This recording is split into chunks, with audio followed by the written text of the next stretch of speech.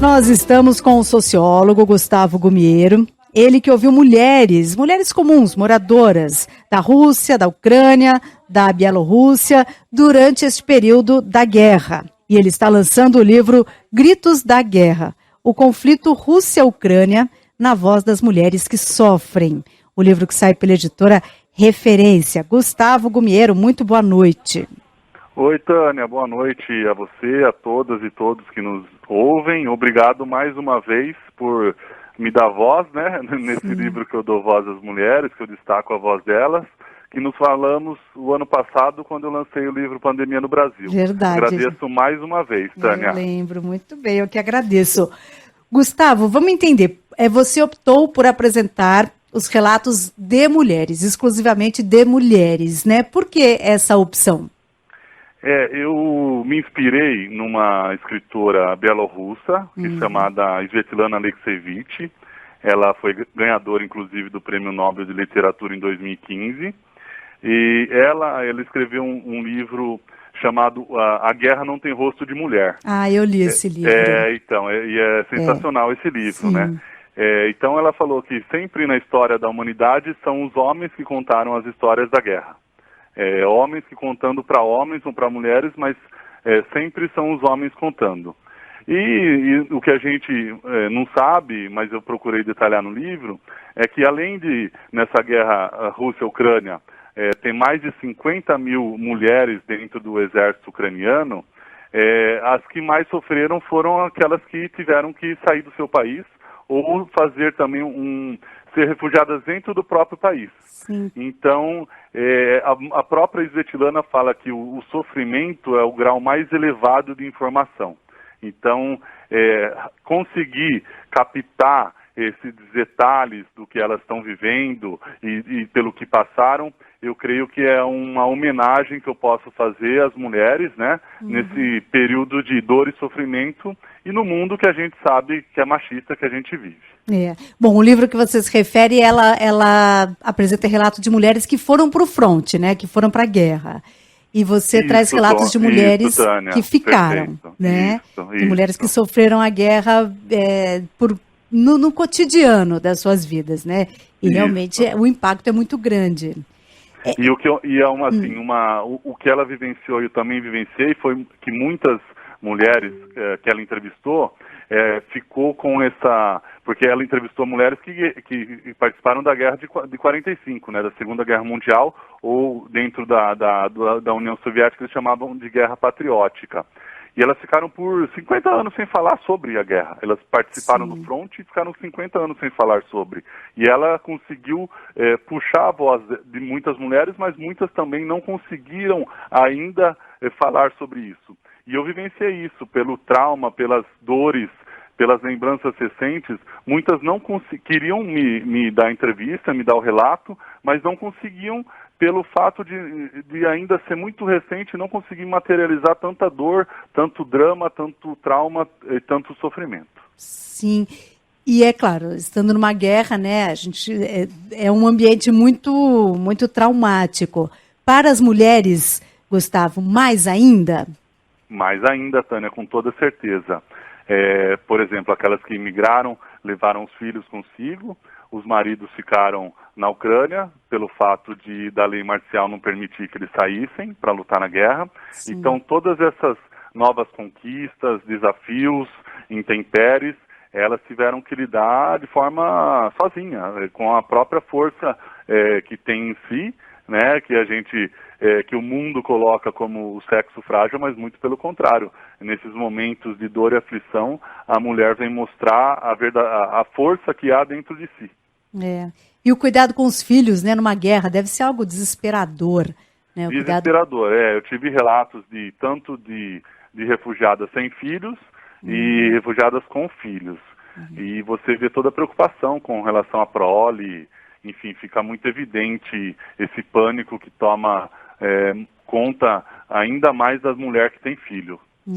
Gustavo, eu queria entender como é que foi o processo para você fazer esse livro. Pelo que eu entendi, você estava na Rússia quando começou a guerra, é isso? Eu tinha um desejo de passar de novo um verão na Rússia. 2020, então era desde 2020, mas teve a pandemia. Então, ano passado, eu decidi que eu iria passar esse verão na Rússia, que seria julho e agosto, né, que eu gosto muito do país. E eclodiu a guerra em 24 de fevereiro. De qualquer forma, eu falei, eu tenho passaporte brasileiro, a gente não precisa de visto para entrar lá, e falei, vou empreender essa jornada, vou ver como que está o país, e eu conheço a Rússia antes da guerra, e vou ver agora depois da guerra, se houve alguma mudança e quais foram essas mudanças. E o que eu percebi lá foi que a vida estava normal. Apesar de estar em guerra, a guerra acontece e se desenvolve no território ucraniano. Exato. Então, dentro do que eu conhecia da Rússia, continuou igual, lógico, com sanções. Algumas empresas decidiram por abandonar o país, mas, de modo geral, é uma vida que os russos e as russas viviam e vivem de modo normal ainda. E foi lá na Rússia que você teve a ideia de fazer o livro? Não, já a hora que eclodiu a guerra, como eu tinha muitos contatos, tanto com ucranianas quanto bielorrussas e russas, eu já tive essa ideia. Foi logo que eu terminei o Pandemia no Brasil. Já me veio isso na mente. Por incrível que pareça, o ano novo de 2021 para 2022 eu passei em Kiev. Eu estava em Kiev há 50 dias antes de começar a guerra. Alguns dias antes da embaixada inglesa e estadunidense falarem para os seus cidadãos de lá saírem. Eu estava lá até o dia 5 de janeiro de 2022, então 50 dias antes de eclodir o conflito. E você conta no livro, né, que era um momento em que os ucranianos não acreditavam nas bravatas do Putin, que ameaçava a invasão, mas realmente o Putin ficava cercando a Ucrânia. E era difícil mesmo acreditar para nós também que estávamos acompanhando aqui que ele fosse capaz de fazer a invasão. É verdade, Tânia. Era um contingente aí de menos de 200 mil soldados e o exército ucraniano tem mais de 1 milhão. Então, do ponto de vista racional, não seria uma invasão, né? Mas talvez, ninguém sabe o que passa na cabeça do Putin, o que passava. Muito provavelmente ele mudou os objetivos do início para agora, mas talvez ele pensasse que seria uma conquista aí de Kiev muito rápida e que, lógico, ele penso que ele não pensava numa anexação de toda a Ucrânia, mas talvez num governo pró-Rússia. Derrubar o governo, né, do Zelensky e resolver o problema dele do avanço da OTAN. Acontece que é uma guerra que já tem um ano, né? Exatamente, né? Que nem a pandemia. Quando começou, a gente achava 2 semanas acaba. Então a guerra também, 2 dias, 48 horas, enfim. E já estamos nos estendendo há 1 ano e essa semana, como foi noticiado, o tom também subiu. Né, dos dois lados envolvidos. O conflito voltou ao noticiário. Mas então, aí, Gustavo, você já tinha ido para a Ucrânia, né? Estava lá quase no momento ali do ataque. Quando começou mesmo a guerra, você estava na Rússia. E aí, como você já conhecia mulheres ucranianas e bielorrussas, você teve a ideia, então, de trazer esses relatos? Isso. Quando começou a guerra, eu já estava no Brasil. Mas, como eu tinha algumas conhecidas ucranianas, logo eu entrei em contato com elas para saber a situação. E todas saíram de Kiev, né? Eu conhecia tanto a Oksana quanto a Yulia, que são relatadas, elas moravam em Kiev e elas saíram no mesmo dia. Algumas, milhões de habitantes ainda ficaram em Kiev, ainda estão lá, né? É que a gente às vezes tem a ideia que não tem mais ninguém na Ucrânia. Não, ainda tem-se a vida lá, com milhões de habitantes na Ucrânia. Mas essas duas em si, elas saíram no mesmo dia. Uma atravessou a fronteira e está morando na Romênia, e a outra está morando na República Tcheca. Certo. São 2 ucranianas que você trouxe os relatos, num total de 6 mulheres, não é isso? Isso, Gustavo? 3 bielorrussas e uma russa. E uma russa. Muito pelo fato de muitas não conseguirem relatar, entendeu, Tânia? Eu tinha contato com muitas mais, mas a dor, o sofrimento, os dramas impediam essas mulheres de contar a história. Sobretudo as ucranianas, né? Sobretudo. Tanto é que eu conhecia muito menos bielorrussas e tive mais relatos delas, né? Isso me lembra muito Walter Benjamin, um grande pensador que viveu aí no começo dos anos 1900, e ele foi entrevistar soldados depois da Primeira Guerra, que também não conseguiam relatar, porque o choque era muito grande e de uma maneira tal que impedia essa comunicação do cérebro para verbalizar tudo que eles tinham vivenciado. Elas se recusavam a falar com você? Não se recusavam a falar comigo, elas falavam comigo, mas elas não conseguiam relatar o que elas viveram. É impressionante, é como se fosse uma disfunção cerebral, né? Que o trauma e o drama provoca. E recente, né? Porque foi assim, eu comecei a colher os relatos a partir de março, abril. Né? Mas tanto é que as que se propuseram a relatar, muitas vezes eram entrevistas movidas por muito choro, dor, lamentação. Nossa, eu imagino. Bom, Gustavo Gumiero, que ouviu mulheres, né, na Ucrânia, na Bielorrússia e na Rússia, neste período da guerra, desde a invasão da Rússia na Ucrânia. Ele está lançando o livro Gritos da Guerra, o conflito Rússia-Ucrânia, na voz das mulheres que sofrem, um livro que sai pela editora Referência. Você já estava no Brasil. Você fez essas entrevistas remotamente, com vídeo? Como é que foi? Algumas eu conversava quase diariamente por aplicativo de mensagem, outras foi por vídeo, outras preferiram enviar áudios, outras escrito, então tem um pouco de tudo aí, Tânia. E aí eu vi que você deixava, você não direcionava a conversa, é isso? Procurava ouvir tudo que ela tinha a dizer, Daí, caso eu quisesse me aprofundar em algum assunto, sim, eu perguntava dentro do que elas tinham falado. Como uma ucraniana, a Oksana, ela pediu que fosse colocado tanto o nome quanto o sobrenome dela, então foi um pedido dela, né?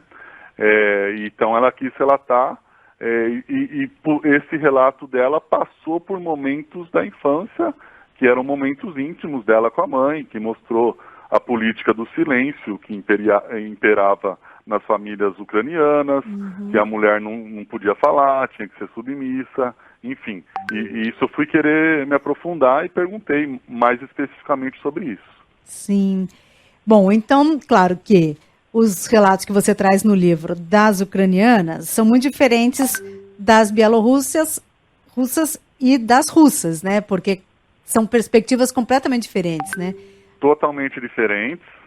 As ucranianas, com certeza, com um grau de sofrimento número 10, se formos escalonar.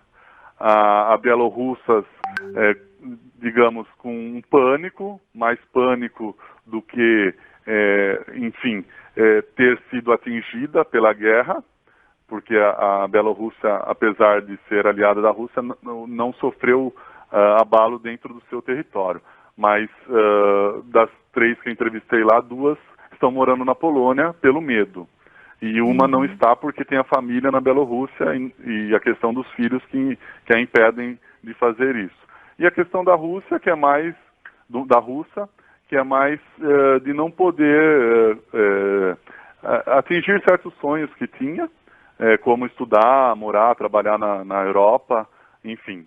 São dores diferentes, né? Lógico que não se compara às dores e o sofrimento das mulheres ucranianas, né? que estão em primeiro lugar. Claro. Tanto é que os relatos mais dolorosos e emocionantes no sentido de tristeza são das ucranianas, sem dúvida. E essas 2 ucranianas que você ouviu estavam já em campos de refugiados, é isso? Fora do país? Elas uma era médica, então tinha uma certa condição financeira, mas de médica, refugiada na República Tcheca, morando com uma família que deu abrigo, ela começou a trabalhar como fazendo faxina, para levantar algum dinheiro dentro da República Tcheca, né? Apesar da família não pedir nada, mas ela se prontificava a fazer a limpeza em casas daquela cidade onde ela está morando. E a ucraniana, a outra ucraniana está na Romênia, a Oksana, e lá está com a avó e a tia. E elas alugaram um apartamento lá, enfim, ela ainda trabalha ou trabalhava para a empresa ucraniana, porém, se ela ganhava 10, eles pagavam 1. E ela até relatou isso com relação à falta de compromisso das empresas ucranianas logo no início do conflito. Bom, então esses relatos estão no livro do Gustavo Gumiero, Gritos da Guerra. Além dos relatos dessas mulheres, também tem análises, né, sobre o contexto da guerra. Isso, Tânia, eu quis contextualizar, porque aqui a gente está tão longe das informações, né, do que na Europa consome-se mais rapidamente e com mais embasamento, com mais profundidade, para contextualizar. Esse conflito não é que nasceu hoje, ele já é histórico. Em 2014 já teve uma espécie de guerra civil na Ucrânia, e a Rússia de Putin já anexou os territórios que eles chamam de separatistas, né? Inclusive, essa Oksana que eu entrevistei, ela é, bi-refugiada, porque ela morava na região de Lugansk, quando foi invadida pela Rússia, e ela foi para Kiev, e o pai e o irmão ficaram na região. Então, em 2014, ela viu a primeira forma de ser refugiada, mas dentro da própria Ucrânia, e 8 anos depois, ela emigra para a Romênia, aí sim saindo do país, mas um duplo sofrimento, né? Então tem muita força, o depoimento, o relato dela é carregado de muita força, de muita tristeza, de muita incapacidade de entender essas questões políticas, enfim. Então, a partir desse relato a gente já tem uma ideia, e eu resolvi contextualizar isso também, puxando um pouco da história da Rússia, da Ucrânia, e trazendo para hoje essa questão geopolítica e também lançar as perspectivas para o futuro após essa guerra. Que a gente espera termine, né, Gustavo? Todos esperamos, Tânia, mas enfim, está na assinatura, nas mãos e na cabeça, assim, de Putin, Zelensky e Biden, assim, são 3 pessoas que decidem o futuro de milhões de pessoas, e por que não dizer do nosso planeta inteiro. E não está um ambiente mais hostil, não sei se mais hostil, mas houve uma escalada recente, né? Assim, estão levando em banho-maria, né, Tânia? A bem da verdade é essa. Mas o Biden foi para lá, não sei, hoje o Putin... sim, mas por causa de um ano do conflito, então é data simbólica, certo? Exato. Mas até então estavam levando no banho-maria. Por quê? Sim. Os objetivos quais são dos dois lados? Não se tem claro, né? O Putin, a gente não sabe o que ele quer agora. Poderia até saber o que ele queria no começo, que era barrar a OTAN, a Ucrânia era o limite a leste da expansão territorial da OTAN. Hoje já não sabemos se ele quer continuar assim, quer ameaçar com bomba nuclear, enfim. A gente não sabe, mas que essa semana teve um abalo, infelizmente, maior no sentido de jogar gasolina nesse fogo, sim, com certeza. Por causa de um ano da guerra, né? Porque assim, a guerra não começa sem sinais, ela não começa de um dia para o outro.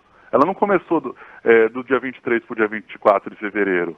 Toda a movimentação, 6 meses antes, militar, do Putin, cercando a Ucrânia, as falas, a ida do Macron para lá, enfim, tudo isso foram sinais. Assim como a guerra não acaba sem negociações que duram meses, né? Exato. Então, vai acabar mês que vem? Não vai acabar mês que vem. Tem que ter várias reuniões visando a paz. Teria que ter, pelo menos, uma disposição para a paz. Né? Claro. Já seria um começo, mas parece que nem isso nós estamos assistindo. Por enquanto, não parece haver, né, Tânia? Por enquanto, não parece haver. Que coisa trágica, né? E é tudo ali, tem muita coisa em jogo ali na geopolítica, no tabuleiro do mundo, mas quem sofre são as pessoas, quem sofre são as pessoas, o cidadão.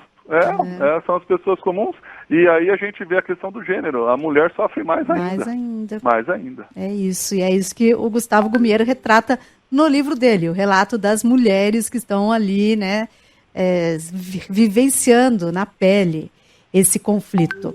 Muito bom, Gustavo. Muito obrigada, viu, pela entrevista. Tânia, eu que agradeço imensamente. Gostaria de aproveitar o seu horário para convidar a todas e todos. Eu vou lançar o livro na Livraria Leitura do Shopping Parque Dom Pedro, Campinas, nesta sexta-feira agora, dia 24, que é um ano do conflito, a partir das 19h30. Então é Livraria Leitura do Parque Dom Pedro, em Campinas, a partir das 19h30, sexta-feira, dia 24. Muito bom. Dado o recado. Valeu, Gustavo. Obrigado, Obrigada. Tânia. Boa noite para vocês e os ouvintes. O sociólogo Gustavo Gumiero. O livro que ele está lançando, Gritos da Guerra, o conflito Rússia-Ucrânia na voz das mulheres que sofrem, que sai pela editora Referência.